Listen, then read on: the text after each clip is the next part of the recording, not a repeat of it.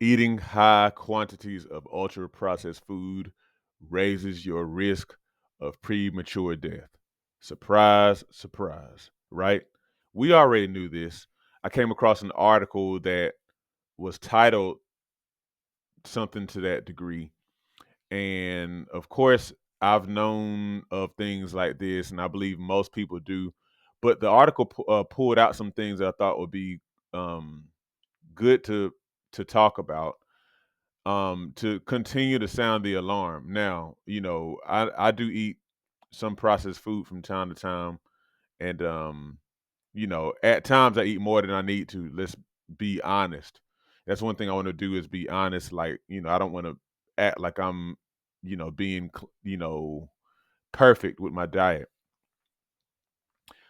But let's point this stuff out because again, the thing that really, really bothers me is that we tend to not really make the connection between the kinds of foods that we eat and really quite frankly the kind of lifestyles that we lead and the diseases that plague us in this society. We tend to not make that connection.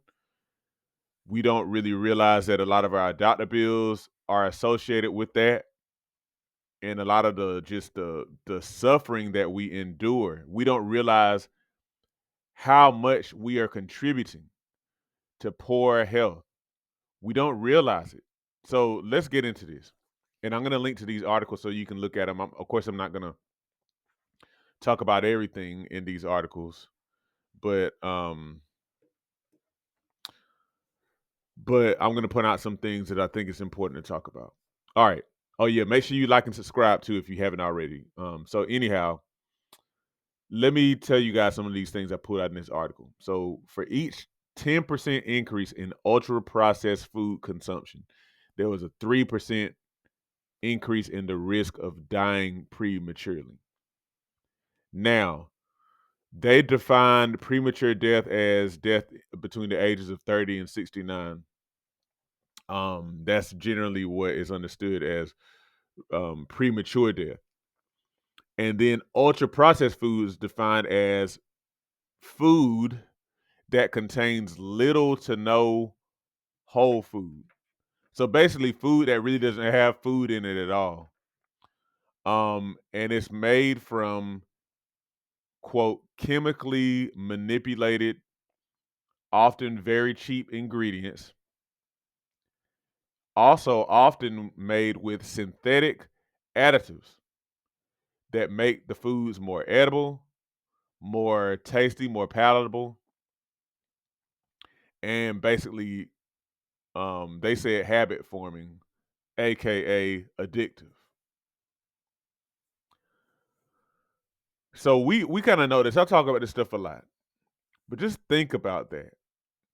Think about this. Oh, let me go ahead and skip forward and say, and this is from another article that um supposedly over 70% of the U.S. food supply is comprised of ultra processed foods. Think about that. That I don't know. Think about that, y'all. 2/3 of kids' diets in our society are comprised of ultra processed foods.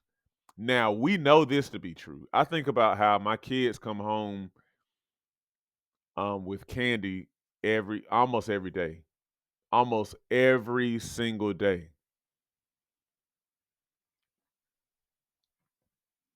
Now, so let me just get into more of this because so here's a quote from Dr. Carlos Augusto Monteiro. No, Monteiro, sorry, from the University of Sao Paulo in Brazil. He said this, and I wanted to like repeat his quote word for word. The body may react to them being ultra processed foods, as useless or harmful. So its systems may become impaired or damaged depending on their vulnerability in the amount of ultra processed food consumed. Think about this. When we were created and put on this earth, we had all these things available to us as food, plants of many different kinds, leaves and nuts and fruits and all this kind of stuff. And tubers and meat, all these things made available to us for food. Then you fast forward thousands of years in the future, and we create these ultra processed foods that don't really have much of any real food in them. And they have a lot of these various chemical substances that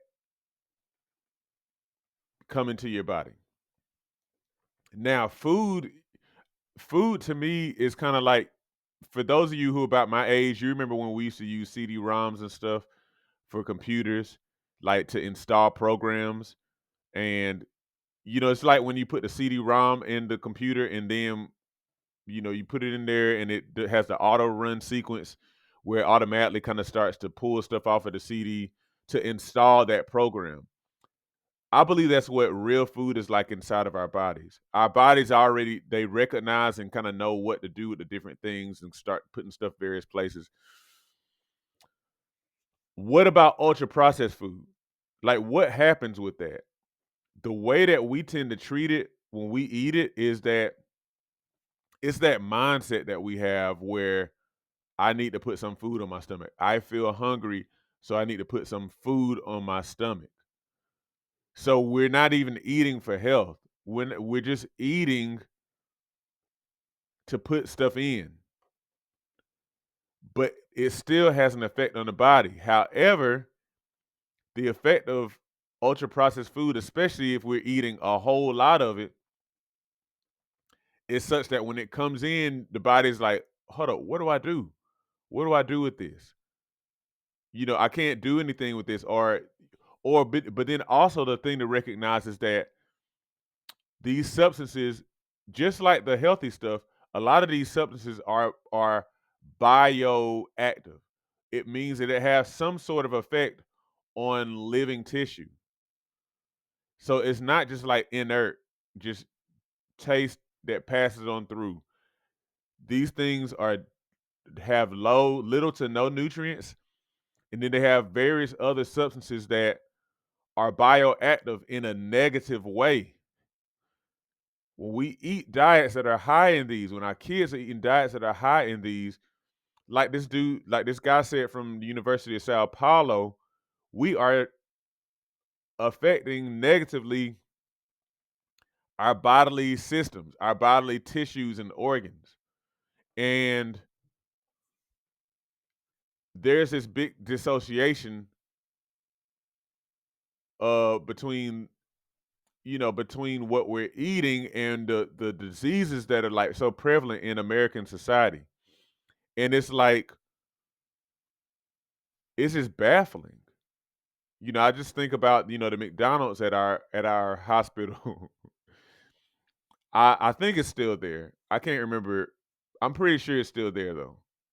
A McDonald's. And it's like literally it's McDonald's that's putting a lot of us in the hospital. So this other article that I came across, it kind of gave these percentages for how a high intake of ultra processed food contributes to various diseases of different kinds. So a higher intake of ultra processed food is associated with a 50% higher risk of cardiovascular death, a 53% higher risk of anxiety. So now we're talking about mental disorder. 20% higher risk of depression. 41% higher risk of sleep disorder. 55% higher risk of obesity, which we kind of figured at. 40% higher risk of type 2 diabetes. Now, I say all that to say this, and please understand why I even kind of talk about this. It's kind of like preaching. It's like preaching to the choir. It's kind of like duh kind of stuff. But I say all that to say this: ultra processed foods cannot be the bulk of our diet. Really, ideally, it should be like it was, maybe 200 years ago. Shouldn't be any part of our diet whatsoever. But you know, like they need to be. If you eat ultra processed food, it needs to be a very, very, very, very small percentage. It doesn't really, and Lord help us with a food supply of over 70% ultra processed food. We have to be very intentional in making sure our diet has little to none of those. And I mean, this convicts me because I know I eat more than I need to. I try to eat a very, very high intake of real whole foods, and most of the food that me and my family eat is home cooked, most of it. And most of the time we go to restaurants, it's going to be like a restaurant like that they cook their food from mostly natural ingredients, like a Jamaican restaurant, Chinese food restaurant, um Chipotle, stuff like that. But we get some of our other stuff too, especially being on the road and stuff when it's kind of hard to find, you know, more whole foods. But I need to do better. But y'all, like, we're suffering for this. There's no ambiguity here. There's no ambiguity. I kind of think about how a lot of times we feel surprised about some of these things, or we may pray for good health and whatnot, but we're not eating and we're not doing the stuff, like as far as what we put inside of our mouth, that contributes to good health. And so we're kind of contradicting our own prayers, our own desires. This ultra processed food, y'all. I just don't really know what else to say.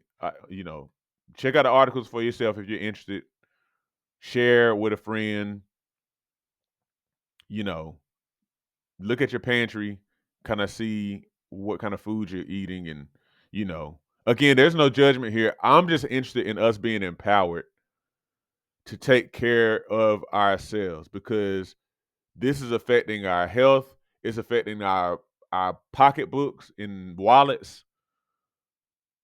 Um, so yeah. Anyway, for what it's worth, y'all. As we get older, it becomes increasingly important to maintain and build muscle. Muscle helps you burn fat, stay mobile, and can contribute to longevity. However, many people have no idea how to work out to build muscle. My mini workout series on Patreon provides you with my bodyweight mini workout video library. These workouts use little to no equipment, which means that you can do them in the privacy of your own home.